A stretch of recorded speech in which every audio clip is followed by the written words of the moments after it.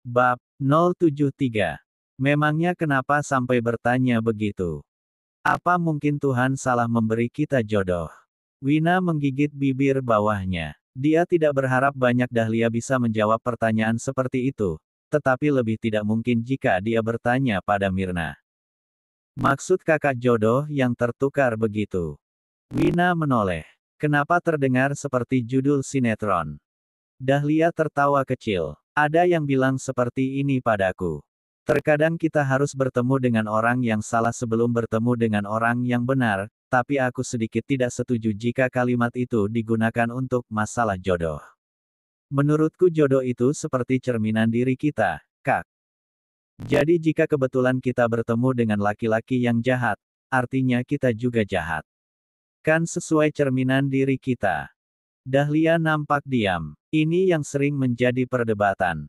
Katanya, kita sudah menjadi pribadi yang baik, tetapi malah berjodoh dengan laki-laki yang tidak baik. Kalau menurutku mungkin kita itu masuk golongan istimewa.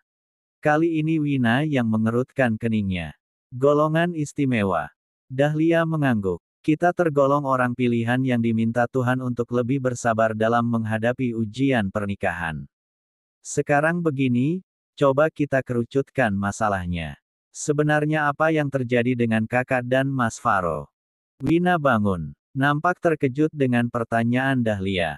Kenapa kau bertanya seperti itu? Yang kita bicarakan tidak ada hubungannya dengan kakak dan Mas Faro. Ayolah, Kak. Aku bukan anak kecil, Kak. Aku tahu kakak memiliki masalah yang sangat berat dengan Mas Faro, sampai kakak memutuskan untuk berpisah. Sebenarnya kakak juga sedang bimbang, kan? Wina menundukkan kepala, meremas ujung bajunya. Intinya Mas Faro ingin kami rujuk. Ya sudah, rujuklah. Lalu di mana masalahnya? Kakak terlalu sakit hati dengan kelakuan Mas Faro, Manda. Kak, memelihara rasa sakit hati itu seperti memelihara ular berbisa di dalam rumah.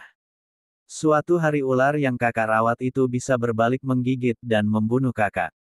Tidak ada ruginya membuang perasaan sakit hati. Tidak ada manusia yang tidak pernah melakukan dosa, kita semua berdosa.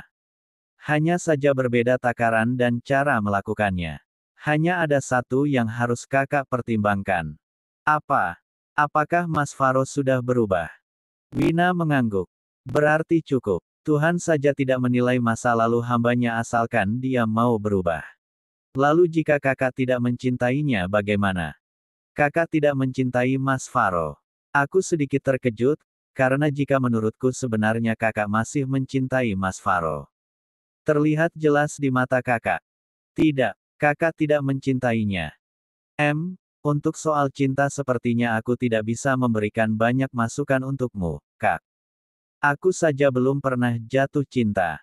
Hanya saja, yang perlu kakak tahu. Cinta dan benci itu bedanya sangat tipis. Dahlia meraih buku di meja belajarnya. Sekatnya hanya seperti ini. Setipis sampul buku dengan lembar kertas, dibuka sedikit saja maka kebencian bisa berubah menjadi cinta. Sebenarnya, kakak, kalimat Wina terputus ketika mendengar namanya dipanggil dibarengi ketukan di kamar Dahlia. Wina. Iya, Bu. Wina segera berlari menghampiri ibunya. Padahal lagi seru-serunya, kayak acara curhat dong, Dek. Malah terganggu. Dahlia tertawa geli membayangkan kalimatnya sendiri. Dia segera membereskan buku-buku yang berserakan dan mengikuti langkah kakaknya. Dia juga penasaran kenapa ibunya sampai berteriak memanggil nama Wina. Kenapa, Bu? Wina menghampiri ibunya yang seketika langsung menggelengkan kepala. Kenapa sih, Bu? Wina mulai cemas. Itu, suruh suamimu bersih-bersih. Faro. Mas. Marni menekankan kalimat, Mas membuat Wina menggaruk kepalanya. Memangnya kenapa dengan Mas Faro? Bu. Hahaha. Wina tertawa dramatis ketika kata, Mas lolos dari mulutnya. Dia menghancurkan kebunan ibu. Ah. Serius. Dahlia berteriak. Ken yang mendengar suara Dahlia langsung membuka pintu kamarnya. Kenapa, Bu? Tanya Ken. Itu Nak Faro menghancurkan kebun ibu. Dasar, sudah bukan. Jika ingin mengambil hati mertua, tidak perlu melakukan hal yang tidak bisa, itu hanya akan membuatmu malu tuan muda, batin Ken. Biar saya lihat, Bu. Ken bersiap melangkah ke belakang rumah, tetapi Mirna mengedipkan matanya. Ada apa dengan Bu Mirna? Iya. Sakit mata. Atau, aku tahu, batin Ken. Aduh, sepertinya saya sedang banyak kerjaan. Mohon maaf, Nyonya, sebaiknya Anda saja yang menemui tuan muda.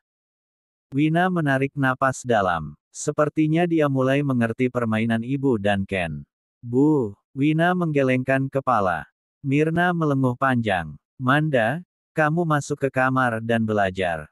Aku sudah belajar, Bu. Manda mengerucutkan bibirnya. Sudahlah. Masuk saja. Baik, bos. Dahlia memberi hormat pada ibunya. Ken yang menyaksikan itu hanya bisa memukul-mukul tembok sembari menggaruk-garuk pintu kamarnya yang sedikit terbuka. Dia sengaja mengintip Dahlia dari celah pintu. Duduk.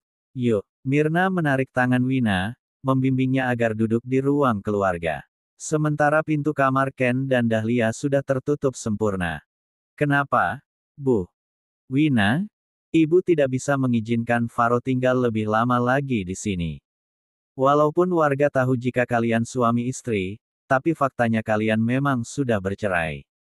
Faro hanya boleh tinggal selama 5 hari, setelah itu ibu sudah memintanya kembali ke kota, dengan atau tanpa dirimu. Wina nampak menggigit bibir bawahnya.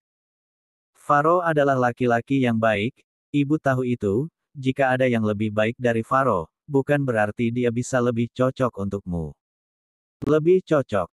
Sandal kalau kiri semua, apa bisa dipakai? Wina menggeleng. Di dunia kalau semua orang menjadi pedagang, apa akan ada yang beli? Wina menggeleng lagi. Kalau semua orang menjadi orang kaya, apa ada yang namanya berbagi? Untuk kesekian kalinya Wina hanya bisa menggelengkan kepala. Menunggu sampai maksud dari kalimat ibunya terlihat jelas. Lah iya, begitu juga dengan pernikahan. Kalau kamu buat salah, Faro yang minta maaf. Kalau Faro yang menyakitimu, kamu yang memaafkan. Hidup itu kan saling melengkapi, kamu tidak bisa bermimpi memiliki keluarga yang sempurna tanpa melewati ujian yang Tuhan berikan. Terus-menerus mengingat kesalahan orang lain hanya akan membuat hatimu lelah. Mirna membelai punggung putrinya. Aku sudah memaafkannya, Bu, tapi untuk kembali lagi rasanya aku belum siap. Kenapa? Aku tidak mencintainya lagi, Bu. Kau pernah mencintai suamimu sebelumnya. Aku juga tidak yakin, karena kami, kan dijodohkan. Tapi sepertinya pernah. Jika kau tidak yakin, mengapa sekarang kau begitu yakin jika kau tidak mencintainya? Mungkin saja kau mencintai Faro, tetapi kau menolaknya. Hatimu terlalu keras untuk menyadari jika sebenarnya kau sudah jatuh cinta padanya. Aku mencintai pria lain, Bu. Wina menggigit bibir bawahnya dan kedua tangannya saling meremas. Dengan sangat terpaksa akhirnya keluar juga sesuatu yang sekian lama dipendamnya. Meskipun saat ini dia sendiri tidak yakin apakah itu benar-benar cinta. Mirna nampak menghela napas berat. Sejujurnya Mirna sangat menyukai sosok Faro, meskipun Mirna tidak tahu derita apa yang telah dilalui anaknya, tetapi jodoh pilihan suaminya pasti tidak salah. Setidaknya itu yang ada dalam benak Mirna. Lalu kenapa kamu tidak bersama dengannya? Dengan orang yang kamu cintai? Apa mungkin nunggu sampai lahiran? Bukan begitu, Bu. Wina mengeleng berat. Karena dia harus bertunangan dengan wanita lain. Dengan sangat terpaksa aku harus melepaskannya. Aku tidak ingin egois, Bu. Sebentar, Wina. Apa kalian benar-benar saling mencintai? Wina mengangguk. Lalu kenapa kalian menyerah? Kamu justru melarikan diri ke kampung. Maksud ibu begini, seberat apapun halangan yang kalian hadapi, jika kalian saling mencintai seharusnya kalian bertahan dan tetap melangkah di jalur yang sudah kalian sepakati, kan? Tapi itu akan menyakiti hati wanita lain, Bu. Wina tidak mau.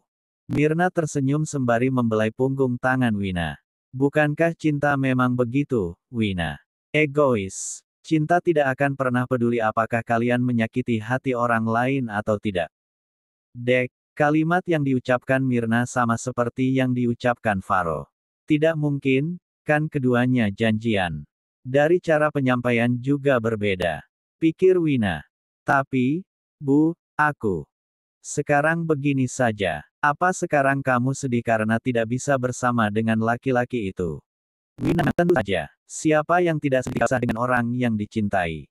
Kamu yakin? Mirna nampak mengerutkan keningnya. Sangat rapat sampai kedua alisnya nyaris bertaut.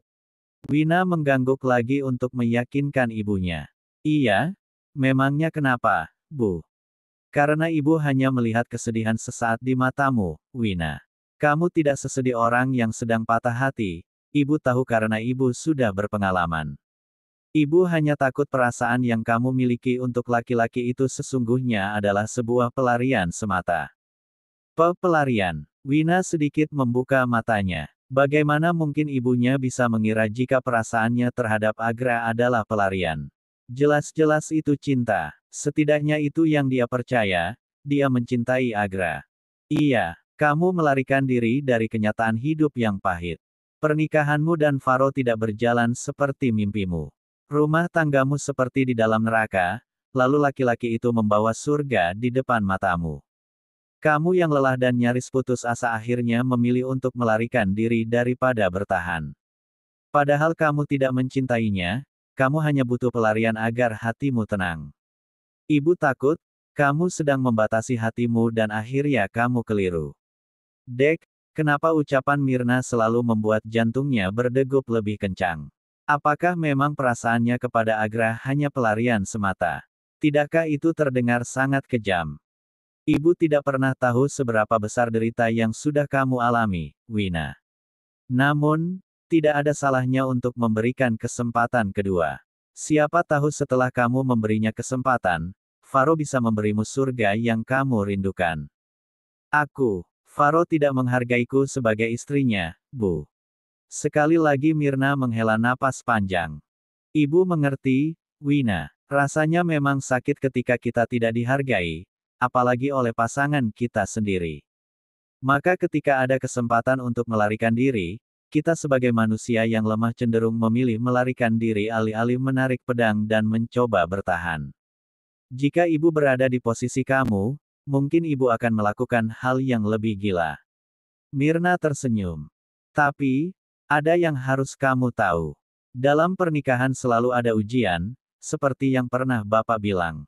Pernikahan itu terkadang diuji dengan kekurangan harta, lama untuk mendapat keturunan, mertua dan ipar yang tidak baik, adanya orang ketiga, atau masalah-masalah lainnya. Setiap keluarga itu memiliki dukanya masing-masing, Wina. Semua ujian yang datang padamu dan Faro pada dasarnya memiliki waktu kadaluarsa, hanya saja terkadang kalian tidak sabar untuk menunggu waktunya berakhir. Padahal setelah semua kesulitan yang kalian hadapi, kalian akan tahu betapa indahnya perasaan memiliki satu sama lain. Fa'ina ma'al, usri yusran. Karena sesungguhnya, sesudah kesulitan itu ada kemudahan. Mata Wina berkaca-kaca manakala membacakan arti dari Qs. Alinsirah yang dibacakan Mirna. Dadanya sesak bukan main, semua ucapan Mirna membuat hatinya sakit. Semakin dicermati semakin sakit pula hatinya. Sekarang temui, Faro. Bawakan handuk dan minuman untuknya.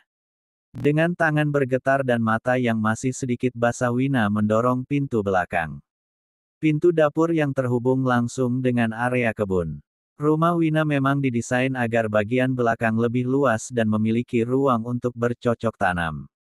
Saat ini di tangan kiri Wina sudah ada handuk, sementara tangan kanannya memegang segelas es teh manis. Begitu pintu terbuka, hamparan kebun terlihat di depan matanya. Sementara di bagian tengah kebun, Faro sedang berjongkok. Entah apa yang sedang dilakukannya. Wina membiarkan pintunya tetap terbuka lebar.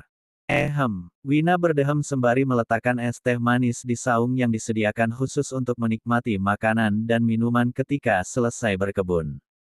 Tempat kesukaan ayah Wina semasa beliau masih hidup. Beliau sering menghabiskan waktu di saung sembari menikmati suasana kebun miliknya. Oh, Wina. Faro bangun. Lihatlah, aku bisa menanam tomat. Seumur hidup ini kali pertama aku kotor-kotoran. Faro berteriak dan tertawa lebar sampai deretan gigi putihnya terlihat. Memangnya bagaimana kau melewati masa kecilmu? Hanya karena berhasil menanam tomat haruskah sesenang itu? Aku dan Dahlia bahkan pernah mencuri mangga di kebun tetangga, batin Wina. Sedang apa kau di sini? Berjalan mendekat. Kau tidak boleh ke sini, di sini kotor. Sebelum menikah denganmu, akulah yang mengurus kebun, batin Wina. Aku mengantar air minum dan handuk untukmu. Wina melirik tubuh Faro yang kotor. Kedua tangannya dipenuhi tanah. Bersihkan dulu tangannya. Itu di situ. Wina menunjuk kendi yang sudah diisi air dan diberi lubang. Apa itu tempat cuci tangan? Faro melongo. Wina mengangguk. Ketika pertama masuk ke kebun aku pikir kendi itu untuk minum. Hahaha, ternyata ini untuk cuci tangan, untung saja belum ku minum. Padahal tadi haus sekali. Berjalan ke arah kendi dan segera membasuh tangannya. Apa ini wastafel tradisional? Ah, hidup di sini benar-benar menyenangkan. Faro terus tertawa. Wina yang sedari tadi diam akhirnya ikut tersenyum ketika melihat tingkah konyol Faro. Baru kali ini Wina melihat Faro tertawa begitu lepas, seolah tidak ada beban di pundaknya. Memangnya bagaimana kau melewati hari-harimu? Bagaimana? Aku juga tidak pernah tahu apa yang dia sukai, bagaimana kesehariannya. Sepertinya aku juga tidak tahu banyak tentangmu, Faro, batin Wina. Hei, kok malah melamun? Faro sudah berdiri di depan Wina, memecah lamunan Wina. Wina mendongakkan kepalanya. Karena Faro sangat tinggi, bahkan ketika ingin melihat wajah Faro pun dia harus mendongakkan kepala. Ah, ini handuknya. Menyodorkan handuk. Terima kasih. Faro tersenyum sembari meraih handuk itu. Tanpa sengaja kedua tangan mereka bersentuhan. Maaf, Wina. Aku tidak bermaksud mengambil kesempatan dalam kesempitan, ucap Faro sembari menarik tangannya. Wina hanya mengangguk dan menggigit bibir bawahnya. Dek, dek. Tiba-tiba dadanya berdebar kencang. Seperti ada sengatan listrik yang menjalari seluruh tubuhnya. Apa ini? Kenapa hatiku berdebar begini? Tidak, ini tidak mungkin. Aku tidak mungkin jatuh cinta padanya. Hei, kenapa kau jadi sering melamun begitu? Faro sudah duduk di saung, dia menepuk ruang kosong di sampingnya. Kemari, duduklah. Wina menurut, tidak banyak bicara. Dia pun duduk di samping Faro, tetapi ada jarak di antara keduanya. Apa ini es teh manis buatanmu? Iya. Aku minum, iya. Faro meraih gelas dan meneguk dengan cepat. Pelan-pelan, kau bisa tersedak. Aku haus sekali, Wina. Dia kembali meneguk es teh manis. Seharusnya kubawakan minum sejak tadi, kau sampai kehausan begini, maaf. Wina menundukkan kepala.